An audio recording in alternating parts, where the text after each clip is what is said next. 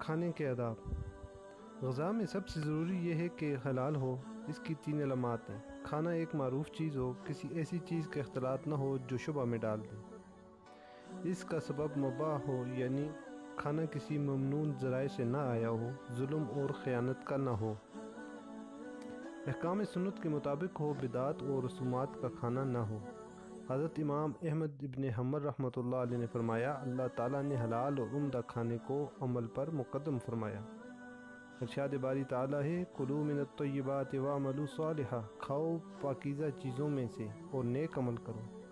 حضرت سید رحمۃ اللہ علیہ فرماتے ہیں، جو کھانے کے آداب نہیں بجا لاتا وہ عمل کے آداب بھی بجا نہیں لاتا۔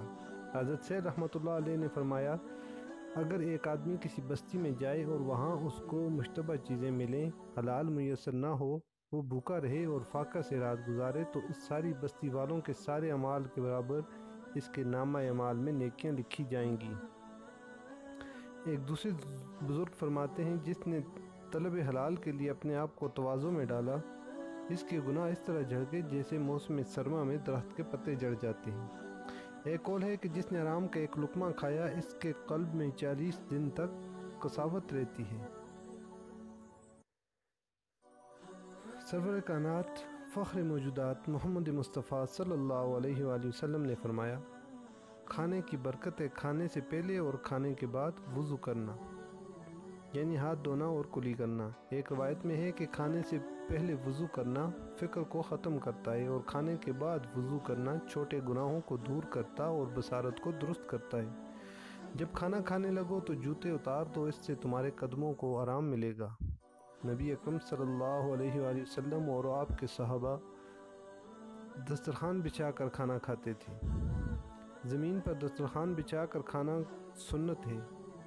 اونچے خانوں یعنی میزوں پر کھانا مکروہ ہے۔ حضرت انس بن مالک رضی اللہ تعالیٰ عنہ فرماتے ہیں، نبی اکرم صلی اللہ علیہ وآلہ وسلم نے کبھی اونچے خانوں میں یعنی میزوں میں نہیں کھایا اور نہ کبھی چنگیر میں۔ پوچھا گیا، آپ کس پر کھایا کرتے تھے؟ فرمایا، دسترخوان پر۔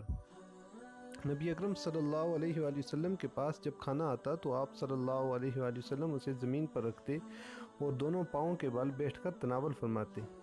فرمایا کرتے، میں سہارا لگا کر کھانے والا نہیں ہوں۔ پاؤں کی پشت پر بیٹھتے اور دائیں ٹانگ کھڑی کر لیتے۔ ایک روایت میں ہے کہ نبی اکرم صلی اللہ علیہ وآلہ وسلم نے فرمایا، میں ٹیک لگا کر نہیں کھاتا، میں بندہ ہوں، غلاموں کی طرح کھاتا ہوں۔ بیٹھنے کی مسنون صورتیں 3 ہیں: بائیں پاؤں کی پشت پر بیٹھنا اور دائیں ران کھڑی کر لینا، یا دونوں پاؤں کی پشت پر بیٹھنا یعنی 2 زانوں بیٹھنا۔ اگر جگہ کم ہو تو اکڑوں بیٹھنا۔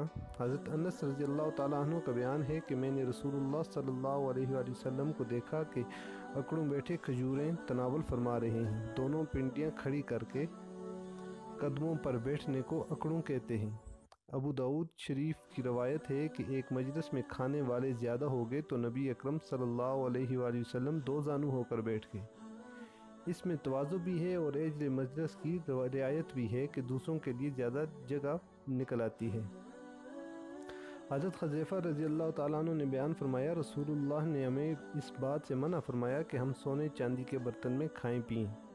ایک روایت میں ہے کہ بسم اللہ پڑھ کر کھاؤ، دائیں ہاتھ سے کھاؤ اور اپنے پاس سے کھاؤ۔ کھانا پینا انسانی زندگی کی بقا اور جسم کے قیام کا اصلی ذریعہ ہے۔ اس قدر اہم کام اللہ تعالیٰ کے نام کے بغیر شروع نہ ہونا چاہیے۔ پس کھانا شروع کرنے سے پہلے دعا پڑھ لیں، بسم اللہ وعلی برکت اللہ، اللہ کے نام اور اس کی برکت کے ساتھ۔ صحابہ کرام ایک مرتبہ نبی اکرم صلی اللہ علیہ وآلہ وسلم کے دسترخوان پر اکٹھے تھے۔ ایک بدو آیا اور کھانے میں ہاتھ ڈالنا چاہا۔ نبی اکرم صلی اللہ علیہ وآلہ وسلم نے اس کا ہاتھ پکڑ لیا۔ اسی طرح ایک مرتبہ ایک لونڈی نے ہاتھ ڈالنا چاہا، آپ صلی اللہ علیہ وآلہ وسلم نے ہاتھ پکڑ لیا اور فرمایا کہ جس کھانے پر اللہ کا نام نہ لیا جائے، شیطان اس کو اپنے لیے جائز کر لیتا ہے۔